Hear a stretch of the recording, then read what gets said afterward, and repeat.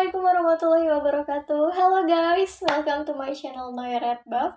Senang sekali bisa berjumpa lagi di sini. Semoga kalian selalu sehat dan bahagia. Dan thank you so much udah support channel aku sampai sejauh ini. Kalian bisa mampir ke Instagram aku @noyaredbuff. Oke, langsung aja kita akan bahas tentang hati-hati mental sosmed. Oke guys, jadi kalian udah tahu dong bahwa revolusi digital saat ini sedang sangat melesat dan canggih.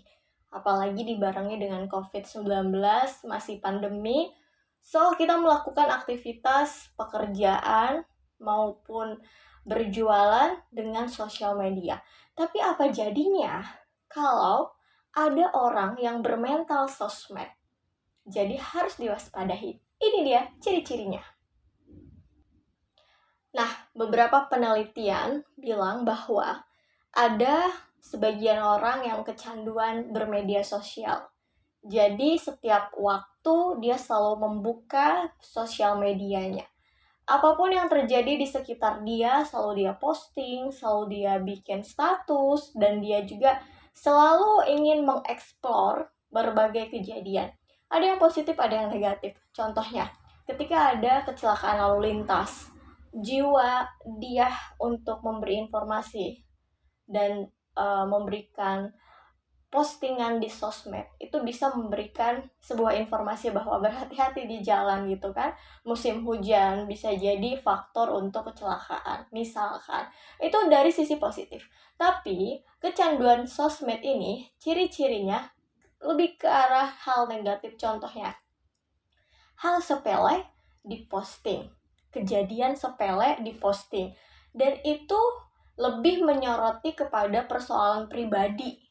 Misalkan contoh, ketika aku lagi marah, kesel, kenapa ya hari ini tuh mood swing banget, males deh sama orang yang suka kepoin hidup gue.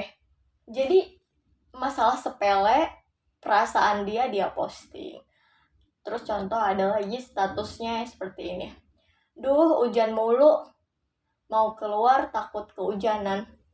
Itu hal yang sepele, lama-lama menjadi keterbiasaan dan membentuk sebuah karakter mental sosmed. Yaitu, yang pertama yang tadi aku jelasin ciri-cirinya. Hal sepele yang menyangkut pribadi di posting.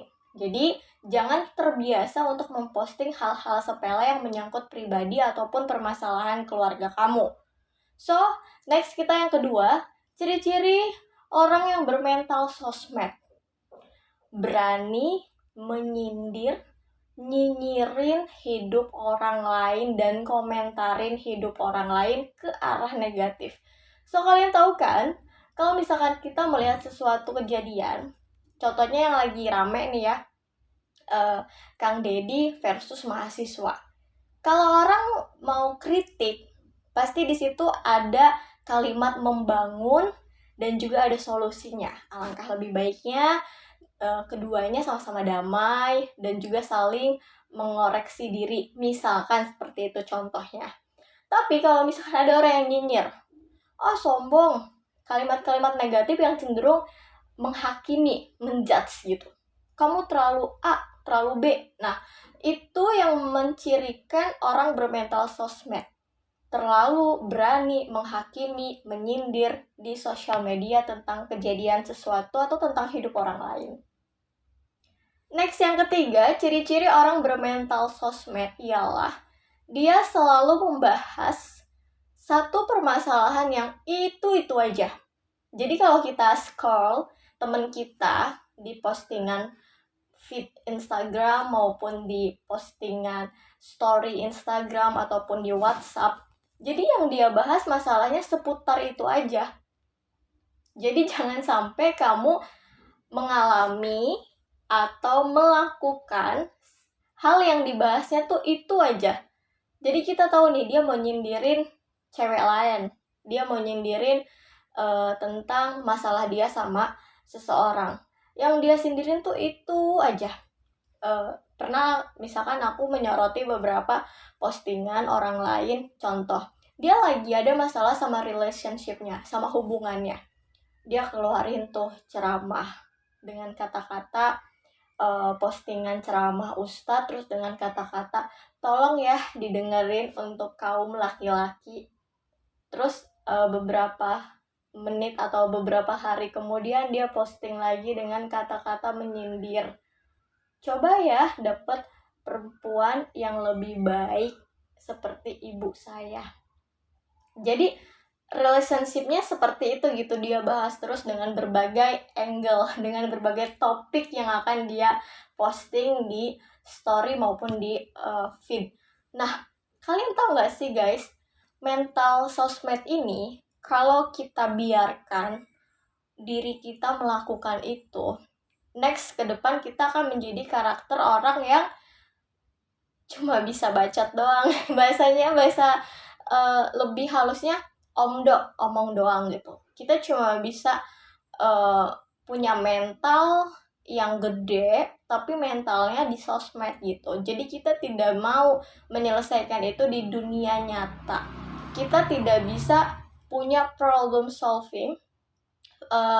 Kita tidak mampu untuk menyelesaikan itu di dunia nyata. Jadi semuanya dilampiaskan ke sosmed. Itulah beberapa ciri mental sosmed yang harus kita waspadai dan kita hindari. Kalau ada yang ngerasa tersinggung dan kok gue ya, kok pernah kayak gue, coba dikurang-kurangi gitu ya. Jangan sampai kalian ngerasa jadi kayak yang netizen budiman maha benar. Itu karakter yang harus diperbaiki, bukan cuma nunjuk si A si B, tapi coba koreksi diri kita sendiri. Kadang aku juga suka berprinsip bahwasanya ketika ada orang yang pengen diladenin dalam arti dia bikin status yang aneh-aneh, gue ngerasa bukan ke gue gitu. Karena aku selalu berpikir bahwa sosmed itu memang punya orang banyak, bukan punya aku dan dia doang, bukan punya kelompok tertentu. Tapi sosmed itu punya seluruh dunia, siapapun bisa posting. Tapi selama karakter-karakter yang tadi ciri-ciri orang bermental sosmed mengeluarkan emosi, sindiran, dan hal-hal negatif di sosmed, menurutku itu adalah salah satu teman atau lingkungan yang harus aku jauhi. Jadi ada pembatas. Jadi aku paling gak suka sama orang yang dikit-dikit kalau ada masalah posting, bikin masalah, punya masalah hidup, atau dia merasa tersakiti, merasa dizolimi, langsung dia posting dengan kalimat-kalimat. So, karena kita makhluk sosial, kita masih punya teman, keluarga yang bisa kita ajak sharing. Dan yang terpenting adalah penyelesaian masalah itu adalah berdoa kepada Allah Subhanahu wa Ta'ala. Oke, semoga video ini bermanfaat untuk kalian. Jangan lupa like, comment, and subscribe. Kita ketemu di video selanjutnya. Wassalamualaikum warahmatullahi wabarakatuh. Bye-bye.